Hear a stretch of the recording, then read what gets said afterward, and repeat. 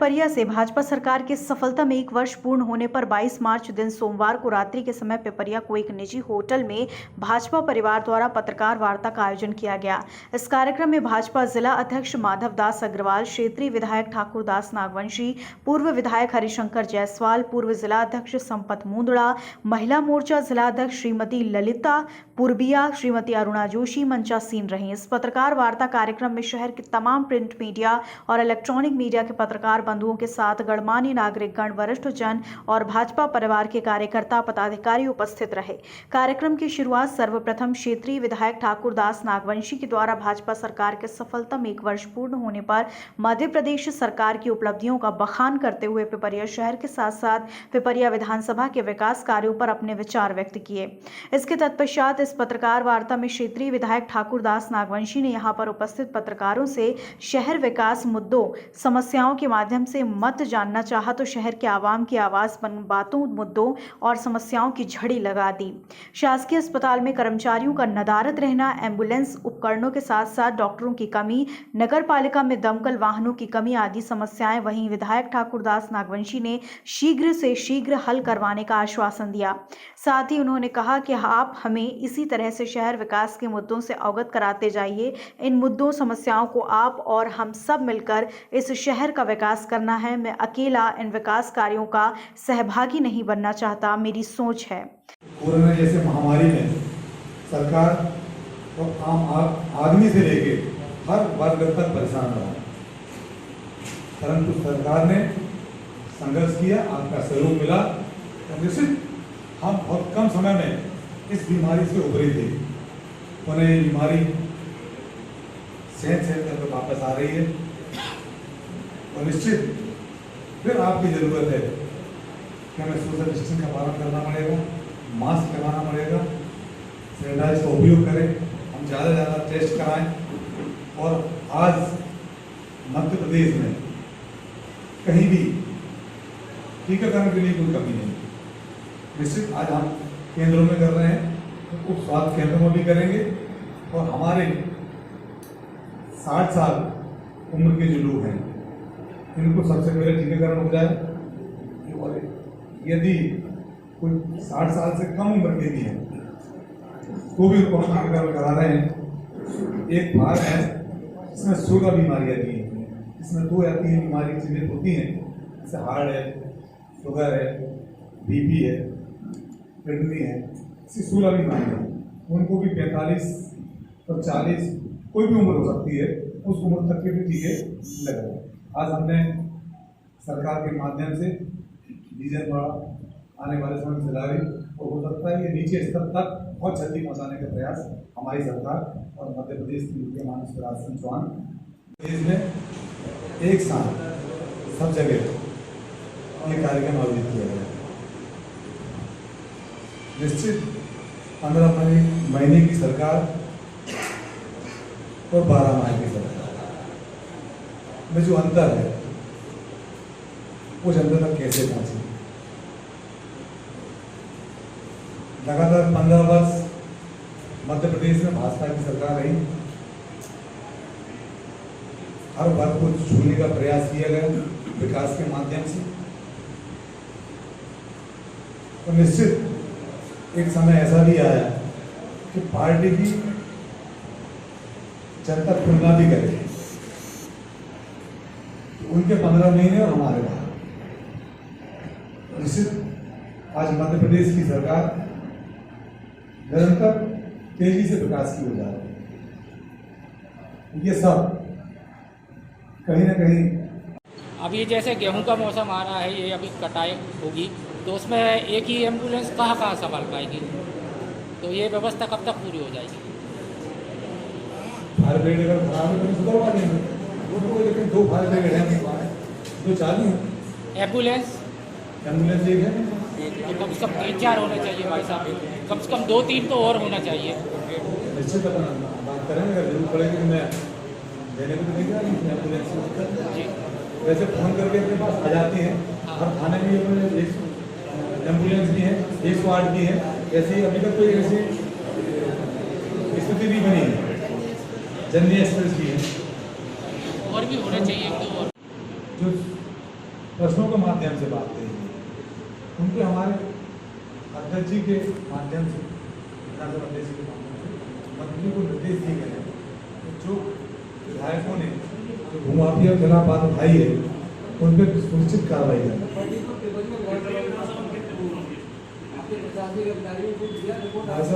ये हम जो प्रश्न लगाते हैं सब लोग निश्चित जरूरी नहीं है कि वो प्रश्न काल में हमारे प्रश्न फंस जाए, वो लाटरी सिस्टम होता है। मैं बिल्कुल खुले मन से कह रहा हूँ और आपको आमंत्रित कर रहा हूँ कि हम इनके रिकॉर्ड खंगाल रहे हैं और आप जो बताएंगे हम उस पर कार्रवाई कराने का पूरा भरसक प्रयास करेंगे और निश्चित कार्रवाई होगी। मैं खुले मन से बोल भी रहा हूँ और आमंत्रित भी कर रहा हूँ, आप निश्चित बताएं। ये पचमढ़ी में अभी अपन ने देखा कि 200-300 परिवार हैं जो आमरण अनशन कर रहे हैं, उनको जगह नहीं मिल पा रही है और हाई कोर्ट या सुप्रीम कोर्ट के आदेश से उनको हटाया जा रहा है, तो उनका आदेश तो मानना पड़ेगा न्यायालय का। पर हम देखते हैं कि वहाँ पर भी बिना अनुमति के सभी चीज़ों पर निर्माण पर रोक लगी है। 5 स्टार टाइप की होटलें दिन पर दिन बनती जा रही है रेनोवेशन के नाम। तो क्या सरकार मतलब गरीबों को हटा रही है, तो क्या उनकी अट्टालिकाएं भी टूटेगी? मैं आपको बता दूं मानिए, इसके पहले जब न्यायालय ने आदेश दिए थे उस समय भी हम लोगों ने वहाँ स्थापन करने की व्यवस्था की थी और नांदर टोले के पास हमारे पास राजस्व जगह थी जितनी हमको मिली थी उनको हमने वहाँ विस्थापित किया पूर्ण सुविधा के साथ। और 1947 से देश आज़ाद हुआ है, पहली बार किसी हिल स्टेशन पर पट्टे बांटने का काम मध्य प्रदेश की सरकार ने किया। मतलब पट्टे बन गए हैं, बांटना सीख रहे हैं। ये भी एक बहुत बड़ी उपलब्धि है। उस समय कुछ मकान तो रेट से बच गए थे, मतलब कोर्ट में चले गए थे, उनको जो कुछ मोहलत मिल गई। अब ये मोहलत मिली, उसके बाद फिर स्टे खारिज हो गया। प्रक्रिया और माननीय न्यायालय का आदेश का पालन करना हमारा धर्म भी है, सर्वोच्च न्यायालय का। निश्चित मटकुले के आसपास कहीं न कहीं हम उनको विस्थापित करें। अब तो ऊपर के काम बचा हुआ है, हम सुनिश्चित माने कि 15 जी 15 दिन तो काम तेजी चल रहा है। हम देखा साढ़े पूरी भरा गई है, ऊपर की 2.5 फुट 3 फुट निकलती है, वो उसका काम ही चालू है। जहाँ पर प्रधानमंत्री आवास में सरकार 2.5 लाख रुपए दे रही है और रेट के भाव 3,000-3,500 रुपये ट्राली तक, ऐसे में वो गरीब लोग 2.5 लाख रुपए में अपने निर्माण कार्य कैसे नहीं कर सकते? अब ठेकेदार आ गया है, रेट के भाव में तय करें, निश्चित हम साथ बैठेंगे और जो भी समस्या का होगा वो करेंगे। पिपरिया में लोग कहते हैं कि वो बिस्तर का अस्पताल बन गया, मगर मेरी जानकारी है कि वो 30 बिस्तर का अस्पताल है ऑन रिकॉर्ड, इसीलिए उसमें जो स्टाफ है वो 30 बिस्तर के हिसाब से स्वीकृत है। लोग उसको बोलते हैं 100 बिस्तर का अस्पताल है, 100 बिस्तर के अस्पताल को छोड़िए आप, 30 बिस्तर के अस्पताल का जो स्टाफ है वो भी नहीं है उसमें। कुल मिला के पिपरिया का अस्पताल, जिससे आसपास के कई सैकड़ा गांव जुड़े हैं, कई बड़े शहर जुड़े हैं, वो रेफरल सेंटर से ज़्यादा कुछ और नहीं है। केवल एक क्लिनिक में जो स्वास्थ्य सेवा मिलती है वो सरकारी अस्पताल पिपरिया में मिल रही है। आपने बेशक कई बार मांग करी है डॉक्टरों की, हमें भी मालूम है, हमारी जानकारी में है। अब डॉक्टर नहीं मिल रहे, लेकिन उसका खामियाजा पूरा क्षेत्र भोग रहा है। तो उस दिशा में आप आगे क्या करने वाले हैं कि डॉक्टर की व्यवस्था हो जाए? बात की है, स्टाफ की बात की है, मैंने यही अवगत कराया है, तो धन्यवाद भी दिया है। हॉस्पिटल तो बहुत अच्छी बन रही है, कम से कम इसमें पूरी जितने पद रिक्त हैं वो भर दिए जाए। ये लंबी मांग मैं हमेशा करता रहा हूँ, अभी भी कर। अभी तक उसको सामुदायिक स्वास्थ्य केंद्र ही रिकॉर्ड में ऑन रिकॉर्ड जो है सामुदायिक स्वास्थ्य केंद्र है। अभी तक सिविल हॉस्पिटल रिकॉर्ड में नहीं हो पाया। बहुत जल्दी इसको करा दिया जाए, बहुत जल्दी। हाँ तो ये हालत है साहब, एक बार जो आदमी वहाँ से निकल गया अस्पताल से तो दोबारा वापसी आई नहीं। अभी पैथोलॉजी में 2 आदमी चले गए, बहुत समय हो गया, कोई वापस नहीं आया। डॉक्टर साहू एक बहुत बड़ी एक क्षेत्र की एक बहुत बड़ी जरूरत और मांग उसके बाद आपके सुझाव पूरी ताकत से रखे जाएंगे और मैं निरंतर प्रयास भी कर रहा हूँ।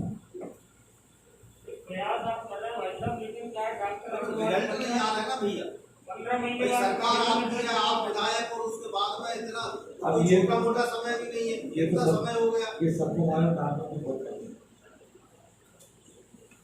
और मैं तो विधानसभा में ये भी बोल चुका हूँ कि पिपरिया विधानसभा में जो हमारे बीच के डॉक्टर हैं या जिनके बच्चे डॉक्टर बन गए हैं वो बाहर सेवा दे रहे हैं, अगर कुछ चाहें पिपरिया में सेवा दे दें, मैं बहुत कम समय में उनका यहाँ आवाज बनता है।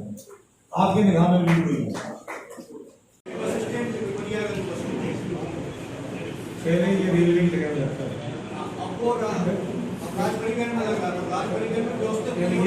उसके बाद मेरी कोई जगह थी तो राजपरिवार की एमपीएसआरटी आई तो वो जगह तो चूंकि मामला न्यायालय में विचार कब्जा मामले आज सुविधा हो रही इसलिए अपन ने वहाँ शिफ्ट किया। जो कोच मार गए वो भी अपन ने किया। निश्चित दिन वो जमीन नगर पालिका के नामांकन हो जाएगी, उस दिन से वहाँ प्रकाश कार आपको देखने को मिलेगा। प्रधानमंत्री आवास में भी कई लोग ऐसे हैं जो वास्तव में उसके लायक हैं, उनको नहीं मिल रहा, और कई व्यक्ति ऐसे हैं जिनको 2-2 और 3-3 मिल चुके हैं। आज सभी पत्रकार मेरे हैं, मैं ये निवेदन करना चाहता हूँ 15 महीने प्रधानमंत्री आवास बंद कर दिए, इसमें राशि नहीं, और मध्य प्रदेश की प्रधानमंत्री की राशि जो केंद्र सरकार देती है उसको भी कांग्रेस ने वापस कर दी। उस समय की नहीं, केवल जो पीरियड वो निकल गया उसके बाद भी अभी भी स्थिति जो है वास्तव में जिनका नंबर ऊपर है उनका नीचे हो जाता है, जिनका नीचे है उनका ऊपर हो जाता है। अब ये उनके समय में जो हुआ उसे भूल जाए। अतिक्रमण की चपेट में धीरे धीरे आरएन ग्राउंड जो है एकमात्र ग्राउंड वो सकड़ा होता जा रहा है। बच्चों को उम्मीद थी कि यहाँ पर स्टेडियम बने और हम लोग बच्चों को खेलने के लिए वहाँ पर एक व्यवस्थित ग्राउंड मिले, लेकिन दूसरा ग्राउंड अभी पिछले जो तत्कालीन प्रशासनिक अधिकारी थे उन्होंने सांडिया रोड पर शमशान घाट के पास भी निकाला था, लेकिन वहाँ भी नगर पालिका का एक दूसरा प्रोजेक्ट तैयार हो गया। शहर को एक सुव्यवस्थित ग्राउंड मिले, इसके लिए आपकी तरफ से कोई पहल? आपको बता दूं, जैसे आपने मुझे आशीर्वाद दिया और मुझे पता लगा, उसके पहले भी ये सूचित थे। निश्चित मैंने जैसे ही मुझे मालूम हुआ कि खेल ग्राउंड धीरे धीरे खत्म हो जाएगा, उसी दिन से मैंने नगर पालिका को सूचित करके ये कहा कि कोई भी भवन चाहे वो सरकारी हो चाहे कुछ भी हो वो आरएन ग्राउंड पर नहीं बनेगा, क्योंकि हमारा खेल ग्राउंड खत्म हो जाएगा। सीधे कर दे अभी एक और बनने की ओर है। ये पुराने सैंक्शन है, पुराने जो सैंक्शन हुए उनकी बात कर रहा हूँ मैं, कोई परमिशन नहीं देंगे और मैं निश्चित ये लिखित में नगर पालिका को अवगत करा दूंगा अपने पत्र के माध्यम से। खेल ग्राउंड